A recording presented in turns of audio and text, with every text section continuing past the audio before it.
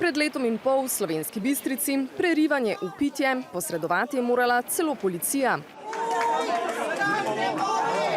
Da ostanemo danes kar tu, da bomo zjutraj prvi na vrsti. Še nekaj mesecev prej za Bežigradom, 3 deževne noči zapored je pred vrati zdravstvenega doma čakalo več 100 pacientov. Plačuješ toliko časa za varovanje in vse, pa moraš čakati od 3 po noč pri 85 letih, da boš dobil svojega zdravnika. In to sta le 2 nedavna primera, ki dokazujeta, kako zgodaj so ljudje pripravljeni vstati in kako dolgo so tudi v trdi temi in na mrazu pripravljeni čakati, da pridejo do pravice, ki bi jo v teoriji moral imeti vsak, ki plačuje zavarovanje. Tukaj so nepokretni ljudje, ki čakati niti ne morejo.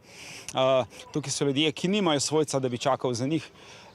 In ni fair sistem, ki v resnici onemogoči slabo pokretnim ljudem, da pridejo zdravnika, ker ne morejo čakati, ampak po drugi strani pa morda ne tako zlobovni ljudje od vse posod, pa ga dobijo. Tudi k njim, pravi direktor kamniškega zdravstvenega doma, zaradi vsesplošnega pomanjkanja družinskih zdravnikov prihajajo obupani pacienti iz vseh koncev države. Na Ministrstvu za zdravje vztrajajo, da je organizacija postopka naloga občine in zdravstvenega doma, da pa se zavedajo, da v Sloveniji primanjkuje družinskih zdravnikov, kar pa da aktivno rešujejo tudi številnimi sistemskimi ukrepi.